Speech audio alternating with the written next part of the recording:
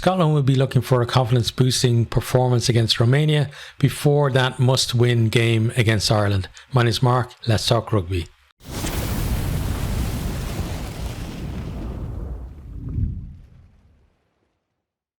Scotland versus Romania. This is at the Stade Pierre-Mauroy in Lille.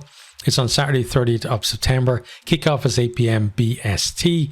This is world number 5 versus world number 19. Scotland, at the moment, coming into the tournament, they're easily ensconced in that 5th place. Now they've got the likes of England and Wales kind of closing the gap on them. I don't think they're going to take any points from Romania here in this one to kind of give themselves a bit more of a cushion. But certainly if they get a result against Ireland, they will be a little bit further ahead of the chasing pack.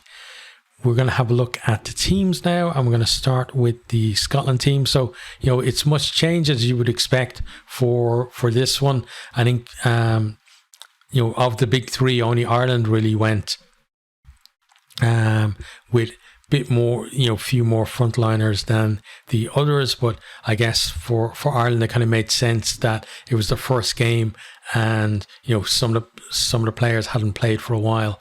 But for this one, it kind of makes sense for Scotland. Let a lot of frontliners prepare for Ireland and give players who are kind of on the fringe a chance to impress or a chance to push to get back into the starting side. So front row, we got Jamie Batty, Ewan Ashman, and Javan Sebastian. So, again, it's kind of a second choice front row, but decent players. We've seen them around the URC having good impact, in set piece and around the park as well. The second row, then we got Sam Skinner alongside Grant Gilchrist, who captains the side. And I think, between the two of them, it's a decent combination there again in the second row. But, a lot of these combinations you're seeing here, maybe one of 2 or one of 3 would be, seriously pushing for, starting berth or to get into the matchday 23 if they're outside of it. Back row, then we got Luke Crosby at 6, got Hamish Watson, who just can't get himself back into that starting 15, because you got Rory Darge there in just amazing form. And Watson, he came back towards the tail end of the season, had to kind of prove his fitness as well in the URC. He showed that, and he's gotten better and better as he's gotten fitter and fitter. But he probably would have liked to have gotten back maybe a month or 2 earlier, just to be able to be pushing for a starting berth rather than trying to secure his spot in the squad. Matt Ferguson there as well, he was the starting 8 for a while there, but now it looks like Dempsey's preferred there. But he seems to at least get on the bench, but I'm sure he's a competitive guy. He'd want to be starting. The halfbacks, then we have Ali Price, another guy who's kind of fallen down the pecking order. You've got Ben Healy there at 10. So, he's found it very hard to get into the first choice 23s, because you've got Russell there at 10, and then you have Kinghorn at 15, who is basically the backup 10. So, and Healy being a very different type of 10 to both of those means that, you can put Kinghorn in there and play the same way that you would with Russell at 10, but not really with Ben Healy. He's more of a player who's going to give control in terms of territory and game management and stuff like that, and maybe going for drop goals and 50-22s, that kind of stuff. But he's still an excellent 10, and I expect him to go really well in this one. Left wing, then we have Kyle Steyn.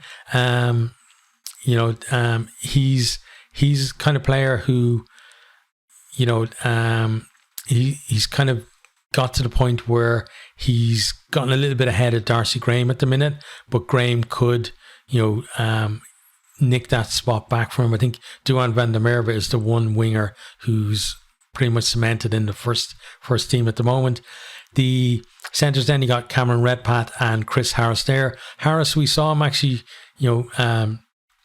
start against Tonga, and he actually did pretty well beside Tupolatu there as well. So they could be a combination, but maybe they'll go back to Jones and Tupolatu for Ireland. We'll have to see, but his performance here could certainly make Gregor Townsend have a bit more thought about whether he should be in there or not. Darcy Graham then is on the right wing, expecting, the guys is a try machine, expecting him to bag at least a couple of tries in this one. Got Ollie Smith there, a fullback as well. He's shown, he's decent defensively. Now he's getting a chance, I think, to show what he can do going forward as well.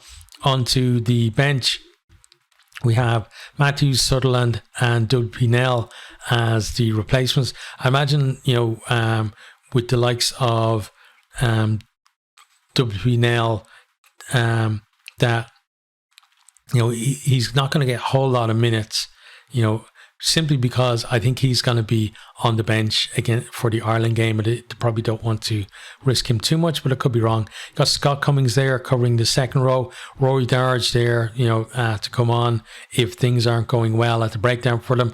George Horn covering 9. Blair Kinghorn at 10. Similar kind of thing. I think if things are a little bit sticky and Romania are being a bit too hard to break down in that second half, he might come on a little bit earlier than we might expect. And Hugh Jones there as well. So, I want to see when he comes on, is he going to come on for Redpath? I'm going to see Jones and Harris together, or is he actually just going to be a swap for Harris and he's going to be in there with Redpath? It would be interesting, though, I think, to see Jones and Harris together, because then kind of points towards the Ireland game where you could have